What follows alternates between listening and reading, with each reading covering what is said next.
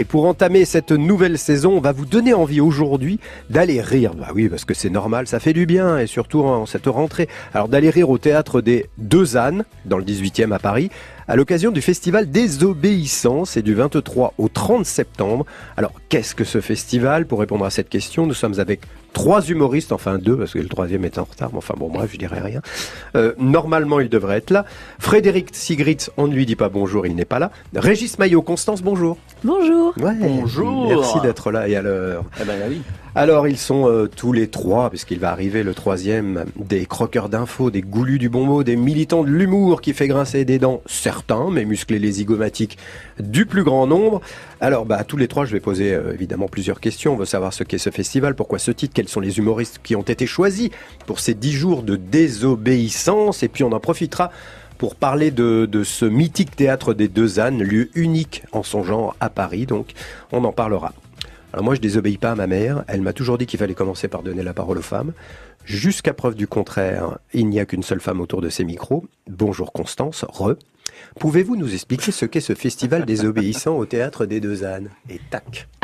Alors, c'est un festival avec des gens insolents qui font des spectacles et qui du coup se réunissent pour chacun avoir leur petite soirée et faire des spectacles qui font grincer des dents. Oui, on va compléter avec Régis Maillot. Alors, Régis, il va être mieux que moi pour la développons tout cela. Qu'est-ce que ce festival désobéissant? Eh ben, pendant 10 jours, on a décidé de réunir sur la scène justement des Deux Ânes les plumes les plus insolentes de la nouvelle génération. Donc en gros sur une semaine, on va avoir une dizaine de spectacles avec des soirées, des humoristes en solo, en duo, plus si affinité. Constance qui viendra présenter son tout nouveau spectacle Pot pourri, qui porte très bien son nom puisque c'est un florilège de POT. POT, oui. Je vois qu'il y a de l'humour dans ce micro. Non, pas du tout. Non, mais je me renseigne. Écoutez, moi, on ne sait jamais. Elle a une jolie peau, remarquez. Elle n'est pas bronzée, je le remarque au passage. Mais si, je suis bronzée, j'ai le cul blanc. Ah bon, cette voix. On le voit pas d'ici, hein. Non. Je veux dire, c'est le soleil de Picardie qui est formidable. Pour une Picarde, je suis bronzée, je vous assure. Donc on entame cette semaine désobéissante, parce que la désobéissance, c'est un peu l'ADN, pour employer un mot à la mode de l'humoriste. C'est celui qui doit être avec le pas de côté, c'est celui qui doit refuser le cri de la meute.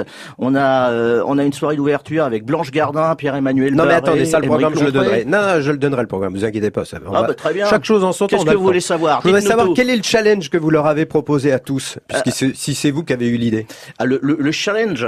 Le challenge, c'est déjà de faire rire, ce qui est la première ambition et comment dire le premier devoir de l'humoriste, faut pas l'oublier, et de faire rire avec en se moquant des puissants, des professeurs de vertu, des professionnels de l'indignation, de ceux qui nous expliquent comment être, comment penser, ce qu'on doit faire, alors que nous notre métier c'est justement d'apporter un petit peu de bulle et de fantaisie dans un monde un peu aseptisé. C'est très beau ce que je viens de dire. Non, vous avez très bien développé, Constance. Rien à rajouter? Un jour j'apprendrai à parler aussi. Bon, on a compris, le but c'est de rire de tout, parce qu'on peut rire également de plein d'autres choses que de l'info, que de ce qui se passe dans notre monde, mais enfin quand même c'est très intéressant de voir cette planète qui tourne, mais si on regarde bien parfois un petit peu de travers. Heureusement qu'il y a des indisciplinés comme vous, pas myopes, pour le relever. Alors on va justement parler de tous ces rebelles qui brocardent et vont nous faire rire pendant 10 jours au théâtre des Deux Ânes, le festival des désobéissants, pardon. Oui, c'est vrai, c'est la rentrée, c'est pas toujours facile à supporter quand on a pris des vacances par exemple. Alors autant commencer cette saison avec du rire, de l'irrévérence, du sarcastique, bref, une bonne dose de vannes en avalanche. Rendez-vous du 23 au 30 septembre au théâtre des Deux Ânes dans le 18e à Paris pour le festival Désobéissant. Alors nous sommes aujourd'hui avec 3 des humoristes nombreux qui participeront. Avec nous Constance, Régis Maillot et Frédéric Sigrist qui n'est pas là. Qu'est-ce qu'il peut faire, Frédéric? Il prend les transports en commun? Je crois qu'il prend les transports en commun, donc on ne va pas rentrer dans la facilité de dire qu'il y a beaucoup de grèves sur non, il n'y en a pas en ce moment. Non, il n'y a aucun problème en ce moment. On est là pour prévenir, justement. Bon, vous ne serez pas tout seul. On va donner le programme, vous m'arrêtez si je me trompe, le programme de la liste de tous les désobéissants de l'humour qui seront du 23. Alors, Blanche Gardin, Pierre-Emmanuel Barré, Aymeric Lompré, Alex Vizorek, Régis Maillot, c'est vous, Frédéric Fromet, Olivier de Benoît, Hall de Laf, Alain Berthier, normal, tous les deux. Moustache Académique, Constance avec nous. Oui, c'est moi. Ouais, génial. Vous savez quel jour? Oui, le 26. À quelle heure? Le 26 septembre à 20h30. C'est quel jour de la semaine? C'est un mercredi. C'est un mercredi, oui. Voilà, vous connaissez. Mais il n'y a que des pièges dans cette émission. Absolument. Oui. Qu'est-ce qui se passe? Vous lui en voulez, hein, notre Constance. Audrey Vernon, Monsieur Fraise, ça c'est le jeudi. Les Rois de Suède, Redouane Arjan, Pablo Mira, Thomas VDB, ça c'est le 28. C'est un plateau, hein. Ça, ils sont ensemble. C'est aussi la particularité de ce festival, c'est qu'on a réuni des artistes qui ne jouent pas forcément habituellement, souvent en solo, etc. Et ils ont voulu faire, et c'est ce qu'on a voulu faire, mélanger ces univers. Donc c'est assez sympathique. Donc il y aura, ils se parleront, quoi. Il y aura un vrai échange entre eux. Ils mettent des choses au point, évidemment. Ils sont en train de mettre des choses au point, et puis ça permet de voir, de découvrir 20 minutes d'un artiste, 20 minutes d'un autre, etc. Donc c'est bien, ça donne envie, quoi. Alors, il y a également le samedi le bal des désobéissantes. Là, je crois que c'est que des filles. Elodie Pou, Constance, Laura. Oui, c'est moi. Ah oui, bon, venez. Elle est marrante. Et ça sera présenté par Caroline Vigneault. Voilà. Enfin, ça sera la maîtresse de cérémonie. Voilà. Elle veut faire maîtresse de bal. Très bien. Et le dimanche, le gala des tauliers. Donc là, bon, tout le monde. Et puis, évidemment. Alors, juste un petit insert. Le gala des tauliers, c'est les tauliers de ce métier, parce que on est peut-être la nouvelle génération entre guillemets, mais il faut pas oublier qu'il y avait des gens qui ont fait ça. Ils font ça très bien. Donc, il y aura Bernard Mabille et Anne Romanoff qui seront ces tauliers-là et qui vont aussi bien nous amuser. Jacques Maillot, c'est votre oncle. Et il paraît, Ouais, il paraît. Ouais. À ce propos, votre oncle, Jacques, a racheté le théâtre en 95. Alors, vous êtes le directeur artistique, Régis. Oh, pardon. C'est depuis très longtemps le Temple des Chansonniers, un des théâtres les plus fréquentés de la capitale, paraît-il, mais peut-être pas assez connu des Parisiens, j'ai l'impression. Oui, c'est un théâtre mythique parce qu'il a une histoire formidable depuis tout le temps. C'est un théâtre centenaire qui a toujours été indépendant de tout pouvoir et de tout trust économique. Ça, c'est important de le rappeler, et qui a toujours accueilli tout au long de son histoire les plumes les plus inspirées et inspirantes de l'époque. Pierre Dac, qui est quand même un grand homme de notre métier, qui était un vrai résistant, était sur la scène des Deux Ânes. Jean Poiret, Serrault, les fameux sketchs désopilant de Poiret Serrault, dont tout le monde aujourd'hui se revendique. Et ben ils étaient sur cette scène. Arletty, qui est quand même une femme libre, qui a joué des scénettes, Bourville. C'est vrai, elle est venue au théâtre des Deux Ânes. Dans des revues, elle était. Donc c'est un pan important du patrimoine artistique français, qui a été après aussi le temple des chansonniers, les fameux chansonniers d'après-guerre, qui ont sévi sur les ondes aussi pas mal de Radio France. Robert Roca, Jean Rigaud. J'en ai noté. Pierre-Jean Vaillard, Maurice Sorgue. Amadou. Maurice Sorgue, Maillot, c'était les grandes heures de l'oreille en coin. Donc tous ces gens aussi ont été là, et c'est à nous de prendre en charge ce lieu qui est un lieu d'histoire, et surtout un lieu d'insolence et d'indépendance, quoi. 100 boulevard de Clichy dans le 18e, métro Blanche ou Pigalle. Il y a un site internet www.deuxannes.com. Vous savez comment c'est appelé dans le passé, cet endroit? Je crois qu'il avait un nom assez rigolo. C'était l'auberge les truands, c'est ça? Alors il y a la truie qui file. Ah, c'est drôle. L'araignée, le porc-épic, les truands. Et puis les Deux Ânes. Et les Deux Ânes. Voilà, belle idée. C'est toujours un bestiaire. C'est une vieille tradition aussi française, le bestiaire. Constance, vous êtes originaire, vous, de Vieux-Moulins dans l'Oise, proche de Cuisse-la-Motte. Ça m'étonne pas que vous... de Cuise-la-Motte. Que Cuise-la-Motte, ça m'étonne pas. C'est à côté de Trollier-Breuil, c'est pas loin de Couloise. Ouais, c'est très joli. On comprend mieux votre parcours. Est-ce qu'avant d'être une des plus drôles belles jeunes femmes de France, vous étiez venue en tant que spectatrice au théâtre des Deux Ânes? Et non, jamais. Paris. J'ai découvert le théâtre des Deux Ânes quand Régis m'a appelé pour venir participer au festival, et ça a été une belle surprise. C'est un théâtre qui est magnifique. C'est vraiment un théâtre de poupées. Il y a 300 places, mais il y a une proximité quand même. Même s'il y a un balcon, si on est tout au fond du balcon, on est très proche de la scène. C'est un théâtre qui a énormément de charme. Je suis totalement charmée, sous le charme. Il y a trop de charme dans cette phrase, mais j'ai envie de le mettre plein de fois. Charme. Mais est-ce que vous vous souvenez de la première fois que vous êtes monté à la capitale pour venir voir peut-être un spectacle d'humour? Quand même, de temps en temps, avec l'école, on prenait l'autocar, puis on allait voir des spectacles. C'était quoi? Je crois que le premier spectacle d'humour que j'ai vu, ça devait être Eric et Ramzy au Palais des Glaces. Et on est allé en bus avec l'école. Ouais. Donc vous êtes très jeune avec cette information, on peut juger de votre âge. Revenons à ce théâtre des Deux Ânes à Paris, Régis. Oui, revenons-y. C'est une tradition, on peut tout se permettre là, dans cet endroit? Bah oui, d'ailleurs, on s'est toujours tout permis dans cet endroit depuis fort longtemps. Et puis c'est l'avantage du théâtre. Je crois que aujourd'hui, c'est vraiment le dernier endroit où on peut vraiment tout dire sans être ennuyé. On en parlait tout à l'heure avec Constance. Aujourd'hui, c'est un petit peu compliqué. La parole, à cause des réseaux sociaux, devient un peu compliquée. Alors que sur le théâtre, il y a une convention. Les gens savent qu'ils viennent acheter du second degré. Ils savent qu'ils ont des artistes qui sont là pour dire il y a les jades ou des choses assez fortes, mais avec humour. Donc il y a une convention de cet esprit libertaire français, et c'est l'avantage du théâtre. C'est-à-dire sur 1h, 1h30 ou 2 heures, vous pouvez installer justement cet esprit-là qu'on ne peut plus avoir finalement dans l'agora et dans le débat public. Donc c'est important d'aller au spectacle et justement d'avoir cette parole libre qu'ont les artistes qu'on a réunis pour ce festival. Du 23 au 30 septembre, absolument. 19h, 20h30. C'est beau quand tu parles. Pardon, oui, mais je bande. Pas moi. Théâtre des Deux Ânes, 100 boulevard de Clichy dans le 18e. Donc ça s'appelle le Festival des Obéissants. Dans un instant, on va s'intéresser à vos parcours respectifs, à votre actualité aussi, parce qu'il y a autre chose à dire sur vous. Et puis on va se poser une question essentielle. Est-ce que l'humour corrosif, justement, irrespectueux, sarcastique, n'est pas parfois un petit peu en danger? Nous sommes aujourd'hui avec 3 humoristes, Constance, Régis Maillot et enfin Frédéric Sigritz. Bonjour. Bonjour. À l'occasion du Festival des Obéissants, c'est au Théâtre des Deux Ânes du 23 au 30 septembre. Alors ils seront pas les seuls à proposer leur façon de voir le monde, de croquer l'info, puisque chaque soir, on pourra assister soit à des duos, soit à des groupes, soit à des solos d'humoristes. Et pour en savoir plus et réserver votre soirée, www.deuxânes.com. Bon, alors Frédéric Sigritz, vous étiez donc très en retard puisqu'il est 12h32. Oh, est-il utile d'insister là-dessus? Il y avait des problèmes dans le métro? Non, dites-nous, ça intéresse tout le monde. Disons qu'en fait, je suis revenu, j'étais en Bretagne jusqu'à hier et je suis revenu à Paris. Très et bien. J'habite dans lointaine banlieue. Ah. Voilà, parce que je suis un employé du service public, donc forcément je n'ai pas les moyens de vivre à Paris intramuros. Oui. Et le RER s'est arrêté à Saint-Michel. Je pensais que ça allait être court et finalement non. Vous auriez pu rester à Nancy, vous vous plaindriez pas là si vous étiez resté à Nancy, votre ville d'origine.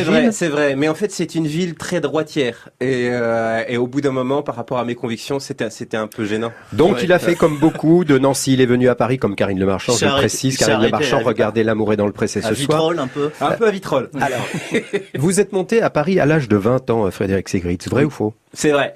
Vous avez fréquenté les cours Viriot. C'est vrai. Comme Michel Bernier. Exactement. Est-ce que les cours étaient à l'époque du côté de la place de Clichy? Oui, c'est ça. Mais vous connaissez très bien. J'y suis allé. Ah d'accord. Avant vous. Avez-vous fréquenté en tant que spectateur le Théâtre des Deux Ânes avant de vous y produire? Évidemment. Et j'ai même joué aussi pour les concurrents historiques qui étaient le Caveau de la République. Et en fait, quand je suis venu à Paris et que j'ai commencé à reprendre mon métier d'humoriste, ça faisait partie des 2 endroits où je rêvais de jouer, parce que j'ai toujours revendiqué l'aspect chansonnier, parce que je trouve que c'est ce qu'en France on sait faire, et ce que beaucoup d'humoristes font sans le savoir. Et donc j'étais ravi de jouer au Caveau, et je suis ravi que Régis m'ait invité à venir au Théâtre des Deux Ânes. Régis, comme nous étions un petit peu en province, grâce à notre ami provincial, vous êtes auvergnat, vous êtes né à Beaumont, comme Audrey Tautou. Ah bon? Mais oui! Eh ben dis donc, la prochaine fois. Près de Clermont-Ferrand. Moi, c'était Karine Le Marchand, je préfère Audrey Tautou. Pas moi. Et d'ailleurs, vous êtes né à Beaumont, où a lieu chaque année la fête des cornards. Sans rire. Ouais. Je savais pas. Beaumont, c'est à côté de Clermont-Ferrand. Je sais. Voilà, il faut le situer tout de même. Absolument. Bon, c'était quoi votre premier job à Paris, vous, quand vous êtes monté? Mon premier job à Paris, c'était, j'ai travaillé dans une régie publicitaire pour un groupe de radio qui s'appelle toujours Énergie. Ah oui? Ouais. Je vendais du temps sur un échiquier d'ennui. C'était formidable. Et c'est là que j'ai compris comment fonctionnait une radio privée, c'est-à-dire beaucoup de place pour les commerciaux et très peu de place pour pour ce qu'ils appelaient l'artistique, c'est-à-dire la cabine radio, c'était à peu près aussi grand qu'un chiotte, quoi. Mais ça fonctionne, hein, je crois. Ouais, ça fonctionne plutôt bien. Et vous, Constance, le premier job à Paris ou en région parisienne? Moi, j'étais hôtesse d'accueil. Ah, bien. Ouais. Chez France Télévisions. Ouais. Et c'était un peu un hasard parce que je me suis inscrite dans une agence d'hôtesse. Je prenais mes cours de théâtre et à côté, je devais travailler pour payer mon appartement et mes cours. Et je me suis inscrite dans une agence d'hôtesse et mon premier job, ça a été hôtesse d'accueil chez France Télévisions, sans savoir que plusieurs années plus tard, j'allais venir travailler, faire des interviews, tout ça. Et c'est assez touchant de faire des petits boulots comme ça et après de réussir à voir l'autre côté du décor. Et c'est très intéressant aussi parce que quand on est hôtesse d'accueil ou quand on est agent de sécurité ou femme de ménage, on voit vraiment comment les gens se comportent. Et donc il y a des gens très respectueux avec tout le monde et il y a un paquet de sacs à merde aussi. Et ça, c'est passionnant, vraiment. D'accord. Frédéric, de la poésie. Frédéric, vous avez travaillé au SAMU Social à Paris. Oui. Et comment on passe du SAMU Social à Paris à chroniqueur radio sur France Inter, pour ne pas les citer? On fait une grosse dépression. C'est vrai que j'en rigole, mais c'est quand même pas loin d'être vrai parce que... Et c'est pas terminé, regardez ça. Oui, c'est une dépression qui dure et que je cultive. Ouais. Mais en fait, je travaillais de nuit au SAMU Social et en fait, j'étais présent le jour alors ça va un peu plomber l'ambiance, mais de l'incendie de l'hôtel Paris Opéra. Ah oui. Et si vous voulez, ça m'a tellement bouleversé parce que quand le matin, après une nuit de 12 heures, on est en train de noter les noms des victimes parce que on était les seuls à avoir les noms des familles qui étaient dans cet hôtel, un marchand de sommeil comme il y en a plein. Je me suis dit, j'espère que ça va être une sorte d'électrochoc pour les autorités, pour la population, sur les conditions d'accueil de ces familles. Et en fait, les seuls qui ont récupéré ça, c'est la préfecture et le ministre de l'Intérieur de l'époque, qui s'appelait Nicolas Sarkozy, et qui ont dit, écoutez, c'est bien simple, si vous voulez plus que ces familles soient dans ces hôtels, donnez-nous les noms, et nous on les expulse au moment de du renouvellement de leur permis de séjour ou ce genre de choses. Et je pensais qu'il allait avoir une levée de bouclier, et finalement, il y a plein de gens qui se sont dit, après tout, oui, pourquoi pas. Et donc, comme moi, je suis un peu volcanique, je suis un peu parti en vrille, et un petit peu en révolution contre le système. Et mon épouse, qui est quelqu'un de formidable, c'est pour ça que déjà elle m'a choisi. Donc rien que ça, c'était quelque chose. Je suis reconnaissant. C'est pour ça qu'elle a divorcé. Voilà. Elle m'a dit, écoute, arrête d'avoir un pied dans ce truc qui est en train de te bouffer et en même temps dans le théâtre. Utilise cette colère-là pour en parler autrement et voilà. Respect, c'est effectivement. Alors là, vraiment, le micro, on tombe. Vous en perdez votre micro. C'est pas ce qui se passe, va falloir. Qu'est-ce qui nous arrive? Bon, alors, la suite dans un instant. Aujourd'hui, votre profession, c'est peut-être l'une des plus belles, mais vous faites rire le public, donc c'est évidemment très très beau, que ce soit à la radio, à la télé ou sur scène. Beau métier, mais pas simple du tout, et peut-être parfois même un peu dangereux. Est-ce qu'on peut, comme on dit, faire rire avec tout? Vaste question. Vos réponses dans un instant. Le Festival Désobéissant est à l'honneur aujourd'hui sur France Bleu Paris Découverte. C'est au Théâtre des Deux Ânes dans le 18e du 23 au 30 septembre. On vous le recommande d'avance. Pour nous en parler aujourd'hui, nous sommes avec 3 de ceux que vous irez voir et applaudir lors de ce festival. Constance, Régis Maillot, Frédéric Sigrist. Utiliser l'info, rebondir sur les événements politiques ou sur, des faits divers. Bref, sur ce qui fait notre quotidien. Être satirique, c'est aussi parfois ne pas plaire à tout le monde. On est bien d'accord pour tous les 3. Est-ce qu'il y a des vannes qui coincent, qui passent mal? Je pose la même question à tous les 3. Est-ce qu'il y a par exemple une ou plusieurs vannes que vous regrettez? On va commencer par Constance. Non, moi je regrette vraiment aucune vanne, vraiment. Après c'est intéressant les réactions parce que quand les gens réagissent très très fort, souvent c'est parce qu'ils ont un problème en eux qu'ils n'ont pas réglé. Parce que quand on se sent agressé par quelque chose, c'est qu'il y a quelque chose qui nous blesse et c'est très personnel. Après j'essaye toujours que ce soit au service, c'est trash, mais que ce soit au service de quelque chose, d'un message, que ce soit pas gratuit, que ce soit vraiment pour aller vers des choses positives, voilà. Un exemple d'un message comme ça que vous avez voulu faire passer et qui a eu du mal à passer sur ce. Par exemple, dans mon spectacle, j'ai un personnage de mère extrêmement castratrice avec son petit garçon qui a 8 ans. Et à la fin, elle est au parc, elle le casse complètement, elle lui dit des trucs épouvantables. Et à la fin, elle lui offre son petit costume pour la kermesse de l'école. Et c'est un costume de Spider-Man, mais il y a une croix de gamet nazi sur devant le costume. Voilà. Donc il y a des gens qui rigolent, d'autres qui font oh comme ça, et il y a des gens qui le prennent très très mal en disant oui, on peut pas utiliser la croix nazie, et je suis désolée. Il faut en parler, il faut montrer ça, et c'est au service de quelque chose, et c'est pas fait bêtement. Non, ça permet aux petits garçons après de poser une question. Mais il y a des gens qui ont ce besoin de dire qu'on ne peut rien, qu'il faut toucher à rien, et que si on ne touche à rien, du coup, on respecte les choses. Mais c'est faux. Comme disait Didier Super, il vaut mieux en rire que s'en foutre. Bah évidemment. Régis, quelle est la vanne qui vous a valu le plus de messages, peut-être d'insultes, allez, comme ça, au hasard, parce que je sais qu'il y en a plein. Il y en a trop. C'est-à-dire quand on fait bien notre métier d'humoriste, c'est d'avoir plusieurs cibles. Si on cible toujours les mêmes, on est tranquille. On fait du clientélisme dans l'humour, ce qui se fait pas mal d'ailleurs. On attaque la bêtise, et la bêtise, elle a ni religion, ni parti politique, ni drapeau, etc. Il faut aller tout azimut sur la bêtise. Alors forcément, quand on fait à peu près bien de son métier, on se met les fachos à dos, les fachos, enfin voilà, les bien-pensants, les rien-pensants, le tout venant, j'en parlais, les professionnels. Ah oui, mais les tout venants sont pas fachos. Non, mais il y a les indignés de professionnels, c'est formidable.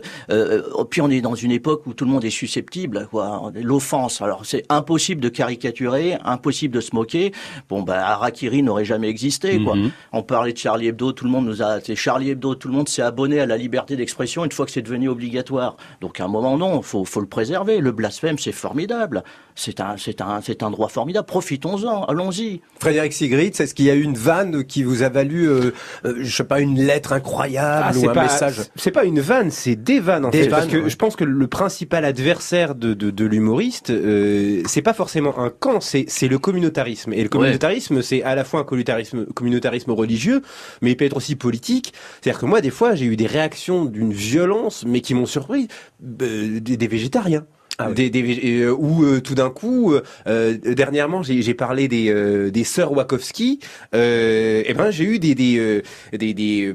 un collectif LGBT qui me reprochait à un moment donné d'avoir dit les sœurs Wachowski et d'avoir dit il au lieu de dire elle. On me dit oui, tu leur ôtes tu les mégenres, etc. Et souvent, en fait, le détail qui va choquer les gens, c'est pas celui auquel on pouvait penser quand on écrivait son sketch. Je dis mais attendez, vous avez le message est clair, c'est-à-dire que moi c'est justement pour valoriser les différences et tout ça. Je suis complètement d'accord avec vous, mais vous vous êtes arrêté à un tout petit point de détail. Donc en fait c'est un test de Rorschach, l'humour. C'est-à-dire que les gens, ils trouvent, c'est ce que disait Constance, ce qu'ils ont en eux. S'ils ont un problème avec un certain truc, ça va prendre une importance et ils vont se sentir obligés, parce que les réseaux sociaux aujourd'hui, et les nouveaux moyens de communication le permettent, vont devoir s'exprimer, dire je ne suis pas d'accord, mais grosso modo, j'ai envie de dire que le seul devoir d'un humoriste, c'est de s'en foutre complètement. Je trouve qu'il se passe, autour de tous les sujets délicats en ce moment, ce qui s'est passé pendant des années autour des handicapés.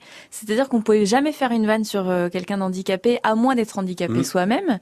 Et maintenant, en fait, il faut faire partie du groupe pour faire des vannes, pour qu'on soit sûr que c'est vraiment de l'humour. Et sinon, potentiellement, on peut être facho, potentiellement, on peut être... c'est quand même terrible. C'est la négation même du vivre ensemble qu'on nous met en exergue. C'est toujours ces vendeurs de tolérance qui n'ont pas un échantillon sur eux, en général. Votre base de travail à vous, tous les jours, c'est de regarder les journaux, de suivre l'info, de voir ce qui se passe autour de vous, dans le métro, dans les rues. Respirer l'époque aussi.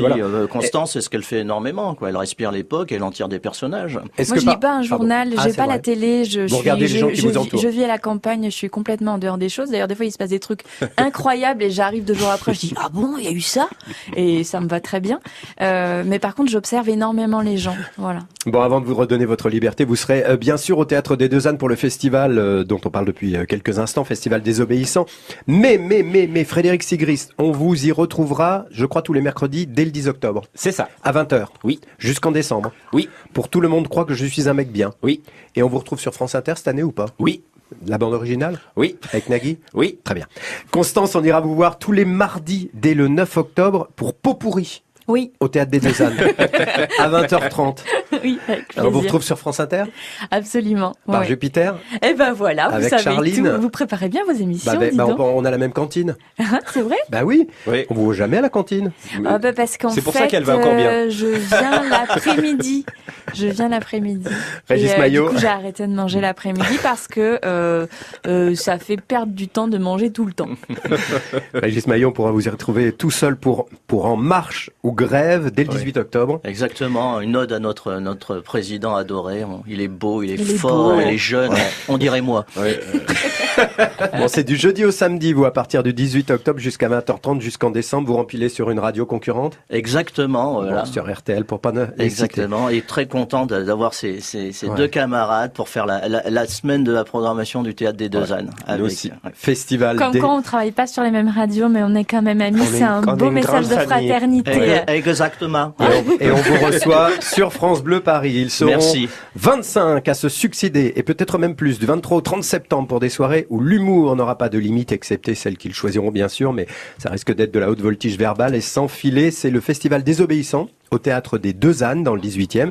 C'est le coup de cœur de ce jour de France Bleu Paris Découverte. Alors merci Constance, Régis Maillot, Frédéric Sigrist d'être venus nous en parler aujourd'hui. Merci d'être passé sur France